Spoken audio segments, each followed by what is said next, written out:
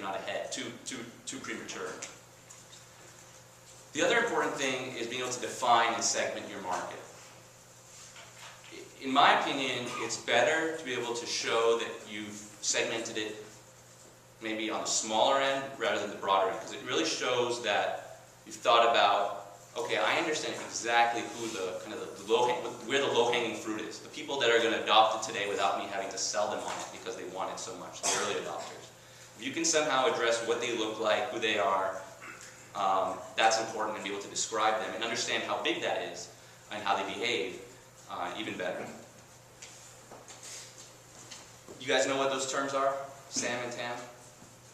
Servable addressable market and total addressable market. That's really about being able to say how big is the market that you're selling into.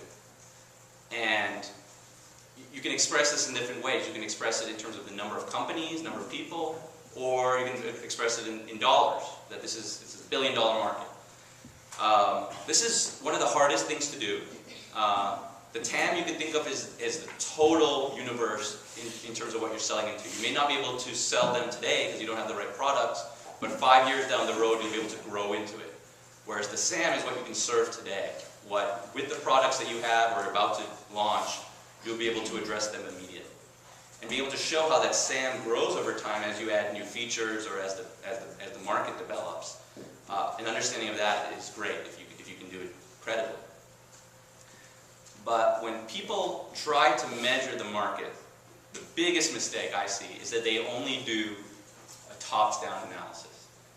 So what this means is that you say, oh, people are spending $20 billion on X, and this is the kind of like on solutions for helping their sales force, say. And I'm just going to get 1% of that. Well, 1% of a big number is always a big number, and so people are get very excited about that. But that doesn't really show anything, because everyone always says I'm going to have 1% of something. What's more important is to be able to say that, okay, if I'm going to do this tops-down analysis, I'm going to say, okay, I'm segmenting it, and I really understand that of the $1 billion market, I'm really addressing the needs of this sub-segment of it that might be small today, but it's going to grow over time. And I'm really only going to focus on this sub-segment, the ones that happen to be in this industry vertical. And beyond that, I'm going to only start selling initially in Texas. And then you start getting into talking about, okay, this is the market that you have and you can address today. And it's small, it's something that it might be small, but it's something that you can believe in because you understand the numbers better and you understand your ability to capture it better. The bottoms-up approach is also important, and I recommend you do both. Bottoms-up really means that you think about it, rather than from the size of the market, you're taking small segments, you're thinking about who you're going to address, how many you're going to sell in the first year, how many people are like you, what price you're going to use, and you actually build it up based on kind of your model that you're building. And so it's more based in your sales plan, it's based on the real number of companies that you have that you've identified for real, as opposed to kind of taking percentages of bigger numbers. So I don't know if I was clear enough on that, but the idea is try to measure your market using different methods and different angles, and the best thing is if you do it 2 or 3 different ways, what you'll find is you'll start to be able to triangulate on a number that's believable. Because this is all kind of swags or silly wild guesses. You're making estimates. And to build credibility is to just show, hey, I tried it a bunch of different ways, and it all kind of started to point to this rough range of how big the market is. And that's more believable. People will accept that a lot more. Yep. Should they match? No one's expecting them to be identical, and I wouldn't try to make them match. That's defeating the purpose. It's really about just showing that, hey, you tried it 2 ways, and here's a lower bound and an upper bound. And and if their magnitude's off, then you have a problem. But if they're within a certain range, then people get it. And this is hard to do, especially for new markets that are untested. And so sometimes you want to add, actually, this part here, which I'm talking about here, is the time dimension, which is, it's really small today, but it's going to grow over time. And you shouldn't forget that dimension when you're talking about markets, because if you're attacking a new market, the idea is that it might be small today, but it's going to be really big in the future, and that's really the opportunity you're you're trying to address. So you want to relay that message. On the scorecard, it said products and services, and I'm adding another one, which is GTM, which stands for go-to-market strategy, which I thought was kind of odd that the judge's scorecard was missing that, and I'd recommend you guys add it, because it's not just enough to talk about what your product does, or what service you're going to deliver, and you know, what the experience is like. Your product is not just the technology, it's not just the widget, it's everything that surrounds the product, or what some people call the whole product. So that's the way you're going to talk about it, the way that people are going to perceive it, the way that it's going to be delivered to them and sold to them, the way they're going to use it, the way it's going to be supported. You know, all of that, the way you take that product and introduce it into the market and the way it exists in the market is important. You have to kind of think of it from kind of that 360 view. And when you're doing that, the best way to do that is really speak in your customer's language. Don't speak in the language of technology. I talk to a lot of engineers and technologists who are starting companies, and they love to talk about it in terms of some language that they used or some new technology that makes it special. That's interesting, but that's not what your company is. Your company is always what your customer, the way your customer describes it. That's your product. And so, understanding how people talk about it today, even if the interesting thing here is sometimes you're doing something brand new, and your customer doesn't even really, not really aware of it yet, maybe. But in their mind, they're still going to put it in some bucket or category. They're going to say, oh, this is like X or like Y. Because I already spend money on to solve a problem that's similar, and so I think of it in that way. You might use an analogy, but as much as you can use a customer's you know, vocabulary for describing things, the better. The other thing when you're talking about your product or service is, and this is when you're talking about it more about to your investor, more so than when you're talking about it in terms of how you market it, is what is the secret sauce? What really makes you different at the end of the day? You may have 20 different features, but if it's just a features game, if it's just that, oh, this guy has 10 features and I have 15 features, that's not interesting to most investors, because you know the competition's going to have those 5 features too, eventually. Really what you're looking for, what's the fundamental thing that gives you that advantage over time? And be able to explain that in a way that, the best way is to do it in the customer's language, so the customer also understands it and how it affects them. But if it's something that's technical, that's fine, but you want to be able to explain that very concisely in terms of what you do that's different. It gives you the advantage. So like I was saying, your product is not just the technology, but it's the go-to-market strategy. And so that includes a lot of different things that you might want to address. It's how you're defining your product. So when I say product definition, that means, you know, your product can be sold in many different ways. You can bundle it. You can have maybe a free version and a paid version. You might have a low-end version, a premium version, or if you're selling, you know, beer, you know, it's a 6-pack, 12-pack, whatever it is. But there's different ways that it's defined, and there's different ways that it's positioned in the market that we talked about earlier.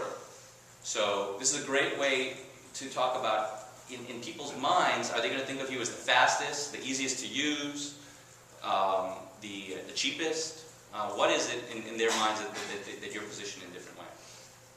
And then what's your marketing, distribution, and sales plan? You don't have to get super detailed in here, but I think at a high level you want to talk about what is, you know, one of the 1 or 2 key marketing tactics you're going to use initially that's going to get you over the hump in terms of building awareness or educating the market and setting you apart.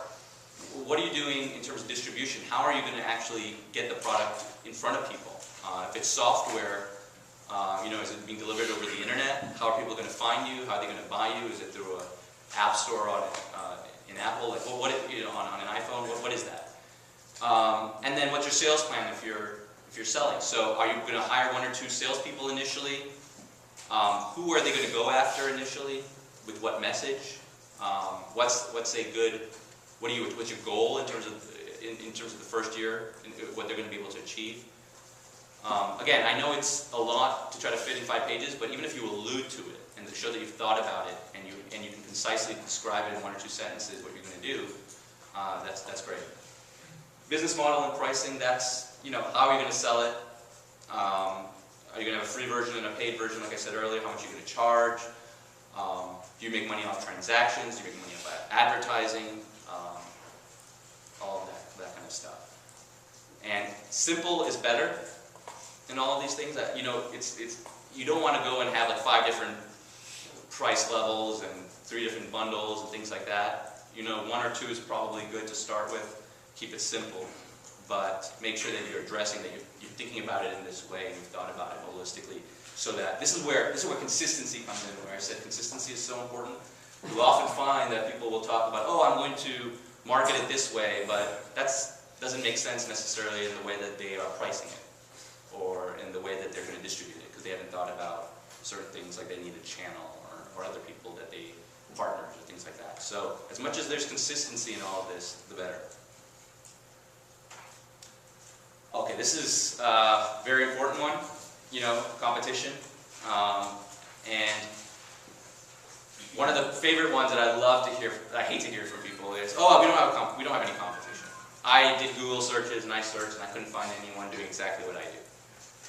Okay, maybe there's a reason. Maybe there's no market for what you're doing. That's one reason, right? Maybe people have tried and failed, or you're just not defining the market properly. So what I mean by that is, remember that there are always things like substitutes, or people are if they have the problem today, they're solving it in some way. And if it is so new where there are no other competitors and you're ahead of the curve, then you have to be very clear that the market is really small today, and people don't know, and you're going to have to do a lot of evangelizing to get people to understand that there is this opportunity or this alternate way of addressing the problem that they have. Another way that you have competition is this doing nothing issue. Sometimes people know that they have a problem, but it's not a big enough problem. It's not urgent enough. And so they are willing to wait another year or 2 years before they make the investment, if it's a B2B thing. Or they're lazy. I mean, do not underestimate how lazy consumers are. Anything that you make it easier for someone and they have to be more lazy, that's actually a good product. Anything that requires work is very, very hard for a consumer product. So you're always competing against that do nothing. And so you have to be able to recognize that as a barrier in what you're doing.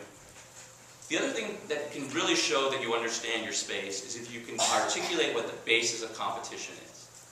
So, it's very common for people, like I said earlier, they'll list, oh, I'm going to do a 2x2 matrix, and these are all the features, and these are the competitors, and I have this and this and this, but they don't have this and this, and so what? Is that what your people are competing on? Who cares if you have 2 more features if all the customer cares about and where the competition comes down to is this one feature or a price or something like that? That's really what you need to be competitively advantaged on. So really understand what the basis of competition is and articulate that precisely. And this is the one that I care about most. Actually, when I look at companies, because we invest in companies that we hope will become really big one day. And companies that can be really big one day are usually companies that can take the entire market or really big chunks of the market. Kind of winner take all or winner take most type dynamics.